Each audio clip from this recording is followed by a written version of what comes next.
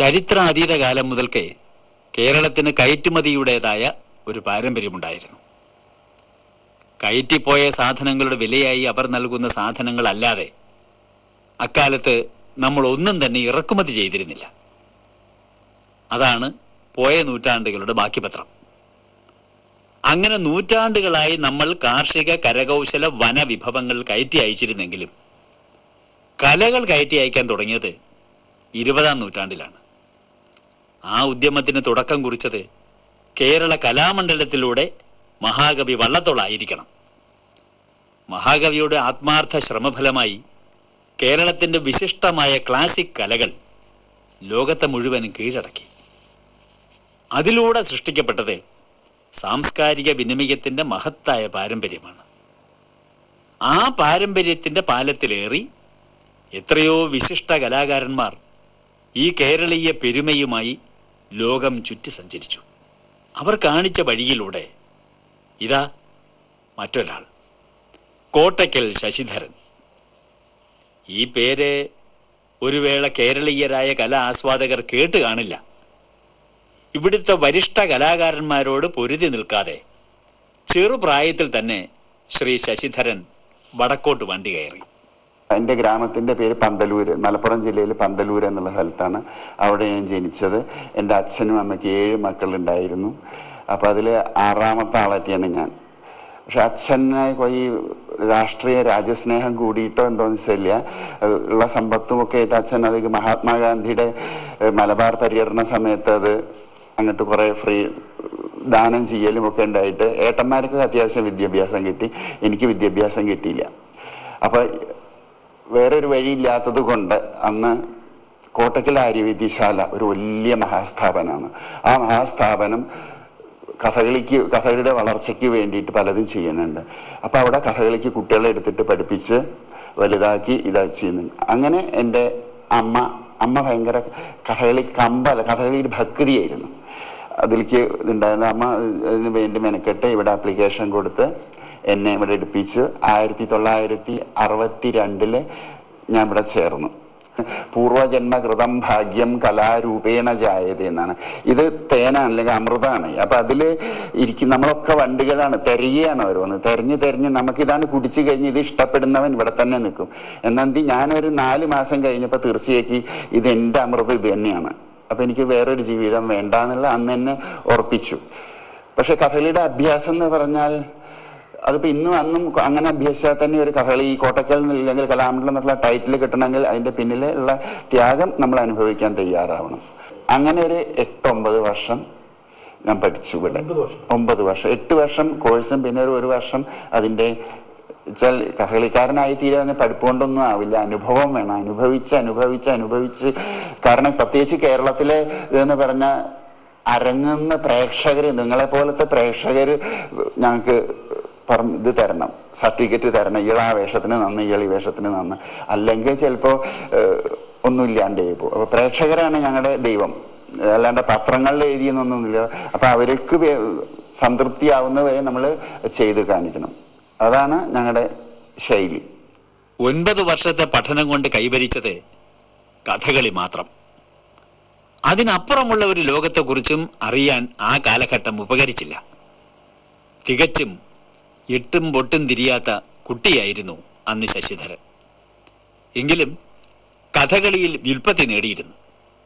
അതുകൊണ്ട് തന്നെ കോട്ടയ്ക്കൽ ആര്യവൈദ്യശാലയിൽ ചികിത്സയ്ക്ക് വന്ന വിദേശ ദമ്പതിമാർ അദ്ദേഹത്തെ കൂടെ കൂട്ടി. പിന്നീട് ജീവിതത്തിൻ്റെ നല്ലൊരു പങ്കും അപഹരിച്ച ലോകസഞ്ചാരത്തിൻ്റെ ആരംഭം അവിടെയായിരുന്നു. ലോകം എന്തെന്നറിയാത്ത, സാംസ്കാരിക വൈജാത്യങ്ങളെക്കുറിച്ച് അറിയാത്ത ആ യാത്രയിൽ അബദ്ധങ്ങൾ പലതായിരുന്നു. അപ്പം എന്നെ സംബന്ധിക്കുമ്പോൾ യൂറോപ്പ് എന്താണെന്നൊന്നും അറിയില്ല.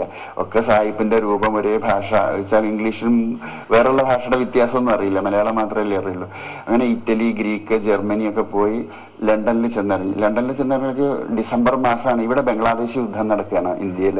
അപ്പോൾ തണുപ്പ് ഇങ്ങനെ ഇത്രയധികം സ്നോ, അതിഭയങ്കരമായിട്ട് ഇങ്ങനെ സ്നോ ഇതായിട്ട് നിൽക്കുന്ന സമയത്താണ്. തണുപ്പ് സഹിക്കാനില്ല. എൻ്റെ അടുത്താണെങ്കിൽ പണ്ടത്തെ പ്രേം നസീർ സ്റ്റൈലിലുള്ള ഈ ടെർലി ഷർട്ടും മുണ്ടും ഒക്കെ ഉള്ളു. അപ്പോൾ കൽക്കത്തയിൽ നിന്ന് ഷൂ മേടിച്ചിട്ടുണ്ട്. അപ്പോൾ ആ ഷൂ ഇട്ടിട്ട് പോകണം വിചാരിച്ച ഷൂ ഒക്കെ ഇട്ട് പുറത്തിറങ്ങി. അപ്പോൾ അന്നത്തെ ലണ്ടൻ നഗരം എങ്ങനെയാന്ന് പറഞ്ഞാൽ പുറത്ത് പറയാൻ പറ്റില്ല. കാരണം ഹിപ്പി സംസ്കാരത്തിൻ്റെ മൂർധന്യമായിരുന്നു അവിടെ. ആ സമയത്ത് കേരളത്തിലെ കന്നിമാസത്തിലെ നായ്ക്കളെ പട്ടികളെ കാണുന്ന മാതിരി അവിടെ സ്ത്രീയും പുരുഷനുമുള്ള ഒരു ഇത് പറഞ്ഞാൽ, എന്നെ സംബന്ധിച്ച് ഈ ഗ്രാമത്തിൽ നിന്ന് പോയി എനിക്കതൊരു ഭയങ്കര വൃത്തികേടായിട്ട് തോന്നുന്ന ഒരവസ്ഥ. ഇന്ന് പ്രശ്നമില്ല കേട്ടോ, പക്ഷെ അന്ന് അതൊരു ഭയങ്കര പ്രശ്നമായിരുന്നു. അങ്ങനെ ഇരിക്കുമ്പോഴാണ് ഞാൻ എൻ്റെ ഈ ഷൂ ഒക്കെ ധരിച്ച് മുണ്ടും ഷൂവും ടെർലിൻ ഷർട്ടും ഒക്കെ ആയിട്ട് ടെംസിൻ്റെ പക്കത്ത് കൂടെ നടക്കുകയാണ്. അപ്പോൾ ഞാൻ അങ്ങനെ ഈ സ്നോ വന്ന് വീണ് കഴിഞ്ഞാൽ കാല് വെച്ചാൽ സ്ലിപ്പാവും. അപ്പം അത് നടക്കാൻ സ്വതവേ ബുദ്ധിമുട്ടുണ്ട്. അപ്പം ഞാൻ ഇങ്ങനെ നടന്നു പോകുമ്പോൾ ഒരു സ്ത്രീ എന്നെ വിളിച്ചു. സ്ത്രീ തിരിഞ്ഞു നോക്കുമ്പോൾ മദാമ വെച്ചാൽ ഈ വെളുത്ത പകുതി ഇട്ടത് മദാമെന്നാണ് ഞാൻ ധരിച്ചു വെച്ചിരിക്കുന്നത്. അപ്പം പോരുമ്പോൾ അമ്മ പറഞ്ഞിട്ടുണ്ട് ഏത് മദാമ വിളിച്ചാലും 10-18 വയസ്സായി, അപ്പം മദാമ വിളിച്ചാലൊന്നും പോകരുത്, തിരിഞ്ഞു നോക്കരുത് അമ്മ പറഞ്ഞിട്ടുണ്ട്. അതിന് ഞാൻ ഫാസ്റ്റിൽ നടന്നപ്പോൾ ഈ സ്ത്രീ ഫാസ്റ്റിൽ നടന്നു. അപ്പം ഞാൻ പതുക്കെ ഓടാൻ വയ്യ ഇത് കൂടെ. പക്ഷെ ആ സ്ത്രീ ഓടി വന്ന് എന്നെ പിടിച്ചപ്പോൾ തീർച്ചയായും എന്നെ എന്തോ ചെയ്യാനാണ് തീർച്ചയായും പിടിച്ചിരുത്തി. മദാമ്മ വന്ന് പിടിച്ചിരുത്തിയിട്ട് 2 ഷൂ അഴിച്ചു. അപ്പോഴും എൻ്റെ ഉള്ളിൽ ഉദ്ദേശം അത് പിടിച്ചു കൊണ്ടുപോകാൻ തന്നെയാണ്. അപ്പോൾ എന്നിട്ട് മാറ്റിയിടിച്ചു. കാരണം ഈ സ്നോയിലും അവ ഇടതും വലതും കയറിയിട്ടുള്ള എൻ്റെ ഈ നടത്തത്തിന്റെ ഈ പ്രകൃതി കണ്ടപ്പോൾ ഈ സ്ത്രീ കൽക്കത്തയിലൊക്കെ വന്നു പോയ സ്ത്രീയാണ് അത്ര മുമ്പ്. അപ്പൊ സഹായിച്ചളെ വിചാരിച്ചിട്ട് വന്ന് ചെയ്ത, പക്ഷെ ഞാനത് തിരിച്ചാ ധരിച്ചത്. അപ്പോൾ അത് എനിക്കത് പറയാനുള്ള കാരണം എന്താ വെച്ചാൽ അന്ന് കേരളത്തിൽ നിന്ന് പോകുന്ന ഒരു കുട്ടിക്ക് ഷൂ ഒക്കെ ആഭരണമായിരുന്നു, ആവശ്യമായിരുന്നില്ല. ഇന്നിപ്പോൾ എൻ്റെ കുട്ടിയോട് പറഞ്ഞാൽ ചിലപ്പോൾ അവൻ ഭയങ്കരമായിട്ട് ചിരിക്കുകയായിരിക്കും അത്. പക്ഷെ അത് അന്നത് അങ്ങനെ ആയിരുന്നു ഇവിടുത്തെ അവസ്ഥ. നമുക്ക് ഷൂവും ചെരുപ്പൊന്നും ആവശ്യമില്ലായിരുന്നു. ബന്ധഭാഷകളുടെ സഹായമില്ലാതെ, ബിരുദപത്രങ്ങളുടെ ഖനമില്ലാതെ കോട്ടയ്ക്കൽ ശശിധരൻ ലോകം കീഴടക്കാൻ ആരംഭിക്കുകയായിരുന്നു. തുടക്കം 1973 ആഫ്രോ ഏഷ്യൻ ഫെസ്റ്റിവലിൽ.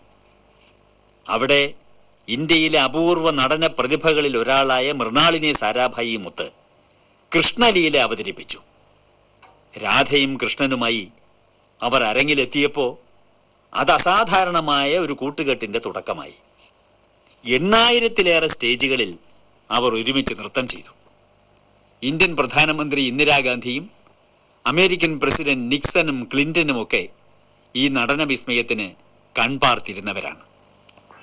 അവിടെ പ്രോഗ്രാമും അതുപോലെ ട്രെയിനിങ്ങും തന്നെയായിരുന്നു ഇത്രയും കാലം.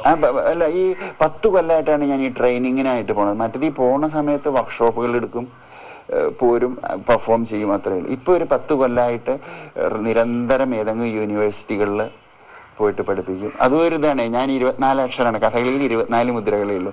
ഇംഗ്ലീഷിൽ 26 ആണല്ലോ. അപ്പം അതൊന്നും പഠിക്കാണ്ട് തന്നെ ഓക്സ്ഫോർഡിലും എല്ലാ യൂണിവേഴ്സിറ്റിയിലും പോയിട്ട് ക്ലാസ് എടുക്കാൻ സാധിക്കുക എന്ന് പറഞ്ഞാൽ ഒരു 4ാം തരം വരെ പഠിച്ച ഒരു കുട്ടിക്ക് അത് സാധിക്കുക പറഞ്ഞാൽ ഇപ്പം ഞാനത് ആലോചിക്കുമ്പോൾ ഒരു മഹാഭാഗ്യമായിട്ട് തോന്നുന്നത്. ലോകത്തിലെ എല്ലാ യൂണിവേഴ്സിറ്റിയിലും, എല്ലാ ഫേമസ് യൂണിവേഴ്സിറ്റിയിലും പോയി ക്ലാസ് എടുത്തിട്ടുണ്ട്. ഇംഗ്ലീഷിൽ ചിലപ്പോൾ അത് ഗ്രാമറൊക്കെ പഠിക്കും, പക്ഷെ സാഹിബിന് സംഗതി മനസ്സിലാവുകയേ വേണ്ടൂ. കാരണം ഇന്ത്യയിൽ വിദ്യാഭ്യാസം എന്ന് പറഞ്ഞാൽ ഇംഗ്ലീഷ് വിദ്യാഭ്യാസമാണ്, അവിടെ കഥകളി വിദ്യാഭ്യാസമാണ്. ഇവിടെ ഇന്നും ഇപ്പോൾ കഥകളിക്കാരന് അങ്ങനെ ഒരു ബഹുമാനമില്ല. നേരെ വെച്ചൊരു ഡോക്ടറോ ഒക്കെ ആകുമ്പോഴേക്ക് അയാളെ വളരെ അതിലൊട്ടും കുറവല്ല കഥകളി അല്ലെങ്കിൽ കലയും. അമ്പലത്തിൽ ഒതുങ്ങി കൂടുന്ന ഒറ്റ തോർത്ത് കൊടുത്ത് നടക്കുന്ന ഗോപിയോ, ഇന്ന് കലാമണ്ഡലം ഗോപി എന്നൊക്കെ പറഞ്ഞാൽ ന്യൂയോർക്കിലൊക്കെ ചർച്ചാ വിഷയമാണ്.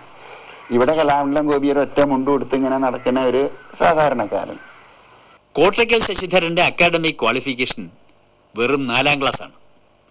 നമ്മുടെ നാട്ടിൽ ഒരു 4ാം ക്ലാസ്സുകാരൻ എന്ത് അത്ഭുതങ്ങൾ കാണിച്ചാലും ഒരു സർവകലാശാലയുടെ പടി കടക്കുക എന്നത് ബുദ്ധിമുട്ടുള്ള കാര്യമാണ്.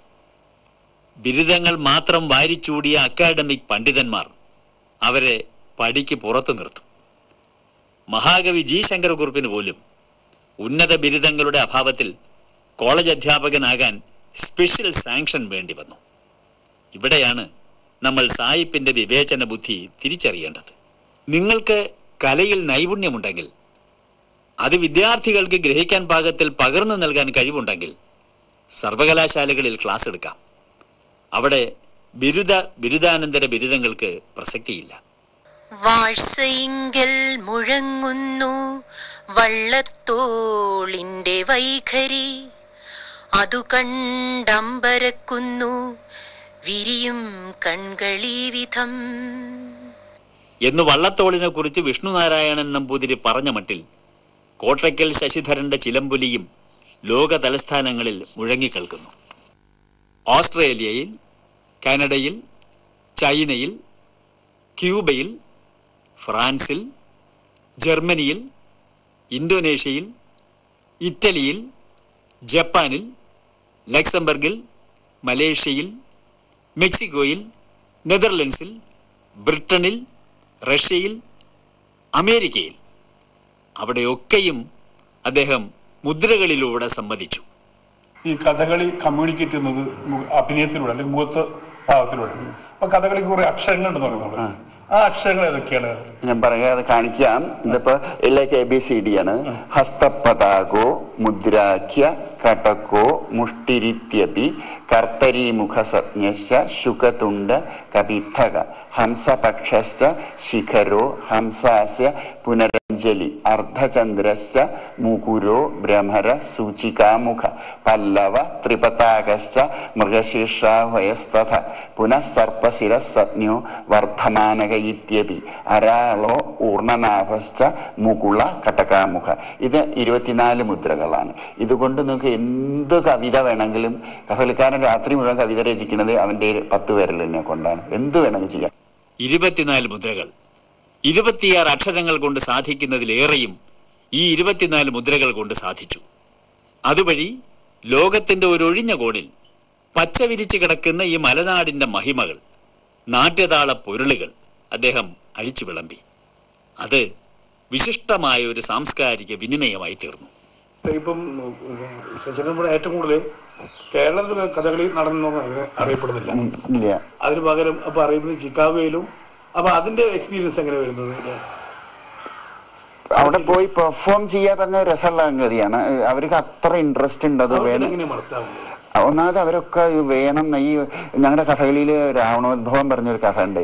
10 തല വെട്ടിയാലും ബ്രഹ്മാവിനെ പ്രത്യക്ഷമാവുക എന്നാണ്. ആ തല വെട്ടിയാലും വേണ്ടി എന്ന മാതിരി ഇവർക്ക് നാവിൽ വന്നില്ലെങ്കിലും കണ്ണിൽ വന്നില്ലെങ്കിലും അവരെ അധ്വാനിക്കും. കഠിനാധ്വാനം ചെയ്തിട്ട് നമ്മൾ പറഞ്ഞു കൊടുത്ത് പിറ്റേ ദിവസത്തേക്ക് അവർ വരുത്തും.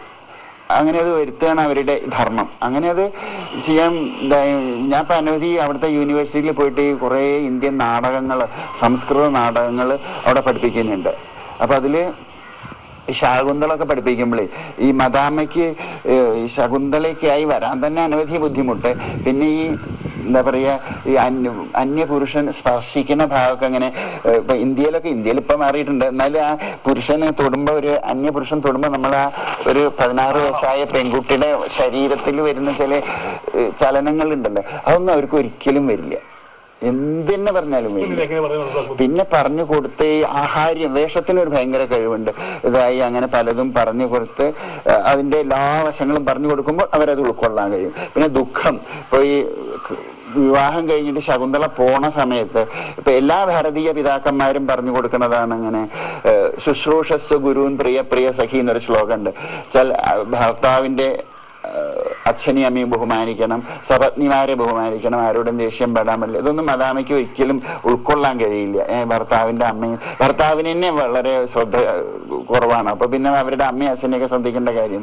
അപ്പോൾ ഈ അച്ഛൻ കെട്ടിപ്പിടിച്ചിട്ട് പിരിഞ്ഞു പോവുകയാണ്. അപ്പോൾ പിരിഞ്ഞു പോകുമ്പോൾ ഇവർക്ക് ദുഃഖേ വരില്ല, ഒരിക്കലും ദുഃഖം വരില്ല. അപ്പോൾ ഞാൻ ആരെ പിരിഞ്ഞു പോകുമ്പോഴാണ് ദുഃഖം? അമ്മയെ പിരിഞ്ഞു വരുമ്പോൾ ഇല്ല, അച്ഛനെ പിരിഞ്ഞു അച്ഛനെ കണ്ടിട്ടില്ല. ഒക്കെ അവിടുത്തെ ഒരു ശൈലി ഉണ്ട്, ഒക്കെ ഡൈവേഴ്സ് സിസ്റ്റമാണ്. അപ്പോൾ നമുക്ക് ആരെ പിരിഞ്ഞു പോരുമ്പോഴാണ് ദുഃഖം? പൂച്ചയെ വിട്ടു പോരുമ്പോഴാണ് പറഞ്ഞത്.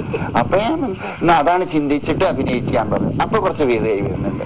അപ്പം അവരുടെ അനുഭവം നമ്മൾ ഈ പറച്ചിലൊക്കെ ഇട്ട് കുറേ കഴിയുമ്പോഴേക്ക് 1.5 മാസം കൊണ്ട് അവർ പ്യൂർ ഇന്ത്യൻ ആവും. ഇന്ത്യൻ കുട്ടികളെക്കാൾ ശകുന്തളയാവും, ദ്രൗപദിയൊക്കെ ആയിട്ട് അവർക്ക് ചെയ്യാൻ കഴിയുന്നുണ്ട്. നാടകത്തിൽ കഥകളിയിൽ ആകുമ്പോൾ ബുദ്ധിമുട്ടാണ്. കഥകളിയിൽ കുറേയും കൂടി അനവധി കാലങ്ങൾ പഠിക്കണ്ടേ. ഇപ്പം നാടകത്തിൽ അവർ ഇംഗ്ലീഷ് ഡയലോഗും സംസ്കൃത ശ്ലോകങ്ങളും കഥകളി മുദ്രയും ആണ് ഉപയോഗിക്കുന്നത്. അതൊരു പഴയ നാട്യശാസ്ത്ര സ്റ്റൈലാണ്. ഇപ്പം നമ്മളൊക്കെ ഉപയോഗിക്കുന്നത് മുദ്രകൾ ഉപയോഗിക്കുന്നുണ്ട് നമ്മുടെ ജീവിതത്തിൽ. അത് അവർക്കില്ല. സാഹിബിൻ്റെ അഭിനയം എന്താണെന്ന് പറഞ്ഞാൽ ഇത് മാത്രമേ ഉള്ളൂ.